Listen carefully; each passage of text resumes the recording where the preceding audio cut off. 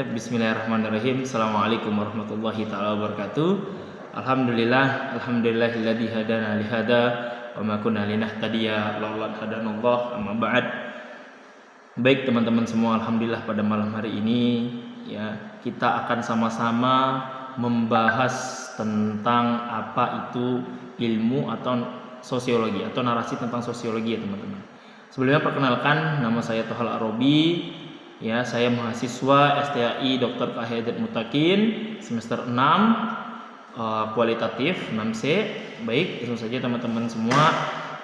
Pada kesempatan kali ini izinkan saya untuk membahas tentang teori sosiologi, mungkin makna atau ciri dari ilmu sosiologi. Langsung saja teman-teman semua. Sosiologi ini kita bahas dulu pertama tentang pengertian ilmu sosiologi. Nah, sosiologi ini dalam bahasa Yunani kuno, sosio itu artinya teman, logos itu artinya adalah ilmu. Jadi secara istilah ilmu sosiologi itu ilmu yang mengajarkan kita bersosialisasi dengan teman. Ya, namun semakin jalannya waktu, akhirnya sosiologi ini diartikan sebagai ilmu bagaimana cara kita berinteraksi kepada masyarakat mungkin dan kepada lingkungan lainnya, atau ilmu bisa kita katakan juga ilmu yang membahas tentang sosial ya. Maka sangat mustahil sekali kalau ada seseorang yang hidup ya tanpa teman, karena sejatinya manusia ini adalah makhluk yang sosial. Dengan itu manusia itu harus saling membutuhkan satu sama lainnya. Nah, tapi di sini menurut Auguste Comte, dia ini adalah bapak ilmu sosiologi. Sosiologi itu sebagai apa katanya? Sebagai disiplin ilmu positif yang mempelajari berbagai gejala dalam masyarakat yang didasarkan pada pemikiran rasional yang serta ilmiah. Nah, itu menurut dari Auguste Comte. Dia ini adalah seorang bapak dari psikologi seperti itu ya. Nah, dan ilmu sosiologi juga tadi bisa kita sebutkan, kita artikan dengan ilmu yang untuk berinteraksi sosial pada masyarakat. Tadi yang saya katakan di awal tadi seperti itu teman-teman. Nah, sebelum itu kita harus tahu dulu ciri dari ilmu sosiologi.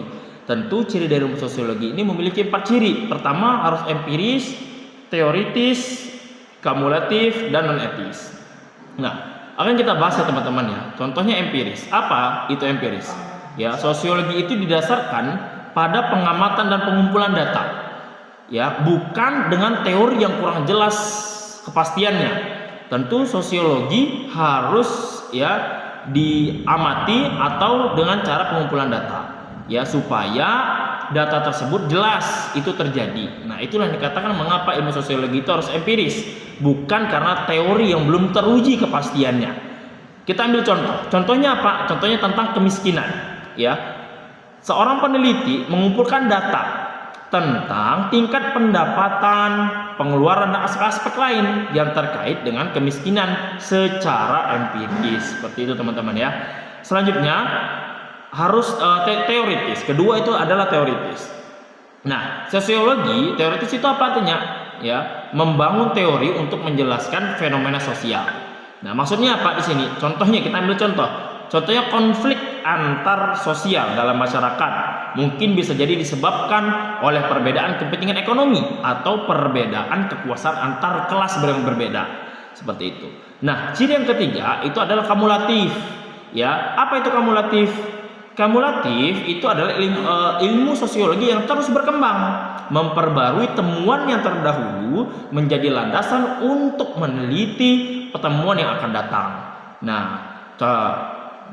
teori ini itu dikembangkan oleh Emile Durkheim ya, atau teori yang disebut dengan teori fungsional. Ya, teori fungsional ini tuh dikembangkan oleh Emile Durkheim ya, menjadi dasar pengembangan teori-teori dan bidang ilmu sosiologi. Ada tentang teori interaksi sosial dan lain-lain seperti itu ya. Selanjutnya ciri keempat dari ilmu sosiologi artinya ilmu non etis ya, non etis. Ya, non etis itu artinya apa? Ilmu sosiologi harus bersifat netral dan tidak membahas tentang baik atau buruk. Ya, hanya membahas tentang fenomena yang ada. Contohnya, kita ambil contoh dalam masyarakat itu ada namanya perjudian. Nah, di sosiologi ini kita mempelajari dampak terhadap masyarakat.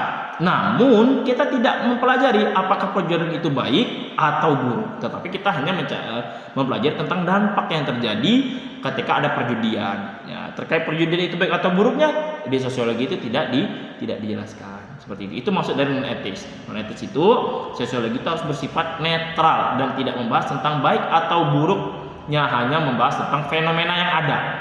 Tadi seperti tadi tentang perjudian. Nah, sampai sini tentu kita harus paham juga apa manfaat kita dalam mempelajari sosiologi, ya. Seperti bisa kita ambil manfaat dari yang saya sampaikan dari ciri sosiologi tadi, ya, kita bisa memahami perilaku sosial dan hubungan individu antar masyarakat. Sehingga apa? Sehingga kita dapat berinteraksi secara lebih aktif dan efisien, ya. Dan selanjutnya mungkin bisa kita ambil, bisa kita katakan dengan mempelajari ilmu sosiologi kita dapat memahami tentang perbedaan agama dan suku, budaya di antara kelompok yang etnis, ya. Nah, disitulah bagaimana cara kita bisa berinteraksi dengan tepat kepadanya, ya. Bagaimana cara kita memantaskan diri kita berada di lingkungan tersebut, ya. Disinilah makanya sosiologi itu cakupannya sangat luas, ya teman-teman, ya. Nah, selanjutnya kita bisa menjadi lebih kritis. Nah, mengapa kita bisa menjadi lebih kritis? Ya tentu dalam belajar ilmu sosiologi kita mempelajari fenomena yang ada. Ya, contohnya tadi ada perjudian. Nah, kita mempelajari apakah itu baik atau buruknya, ya, terhadap. Nah, tentu dalam pelajari sosiologi ini kita lebih menjadi kritis, ya. Kita bisa mengamati atau menganalisa fenomena sosial yang ada terjadi di sekitar kita, sehingga mungkin kita tidak gampang terpengaruh ke dalamnya. Ya, atau kita bisa mencari penyebab masalahnya dan solusi apa yang akan kita berikan kepada permasalahan yang ada tadi. Nah, dan juga teman-teman dengan mempelajari sosiologi tentu kita juga bisa memahami bagaimana media massa mempengaruhi opini publik dan cara kita mengevaluasi informasi yang kita terima. Tentu dalam mempelajari ilmu sosiologi ini kita harus bisa bijak, apalagi sekarang kita berada di zaman globalisasi. Tentu pesatnya perkembangan digitalisasi itu mempengaruhi, ya, sosial, baik itu dari segi masyarakat, pendidikan dan lain-lain. Nah, maka dalam pelajaran sosiologi ini tentu kita bisa mengambil langkah yang bijak untuk menghadapi tantangan digitalisasi tersebut. Ya, mungkin kita bisa memantaskan konten-konten, kita bisa memfilter konten-konten yang datanya atau sifatnya betul adanya, atau kita bisa menghindari dari konten-konten yang sifatnya adalah hoax atau bohongan. Seperti itu, ya teman-teman, ya. Nah, selanjutnya dalam mempelajari sosiologi juga kita bisa membantu apa? Mengambil keputusan yang berkaitan dengan masalah sosial. Tadi seperti saya katakan seperti kemiskinan dan pendidikan. Tentu orang yang memiliki orang memiliki pemikiran atau orang yang memiliki ilmu sosiologi, tentu dia akan mengamati kenapa bisa terjadi dia kemiskinan, bagaimana pendapatnya tentang pendidikan dan lain-lain. Ya, itu adalah manfaat dari mempelajari sosiologi. Dan satu lagi teman-teman, ya, dan sosiologi ini apabila kita pelajari juga bisa kita menganalisis tentang kemiskinan masyarakat, dan juga kita juga bisa memperjuangkan hak asasi manusia. Nah, teman-teman, pada dasar intinya sosiologi ini membahas tentang sosial kita, bagaimana cara kita berkomunikasi, berinteraksi kepada tempatnya. Ya, tadi sudah saya katakan artinya sosio itu adalah teman, logos itu artinya adalah ilmu, ya, ilmu dengan teman maksudnya, kan. Tentu yang dimaksud dalam perkembangan zaman sosiologi ini diartikan bagaimana cara kita berinteraksi dan berkomunikasi kepada masyarakat atau kepada sekitarnya, ya. Jadi itu mungkin yang bisa saya sampaikan terkait sosiologi pada malam hari ini, teman-teman. Lebih kurangnya saya minta maaf. Saya Tohla Robi, wabillahi taufiq wal hidayah, waridha wal inayah. Assalamualaikum warahmatullahi taala wabarakatuh. Anjay.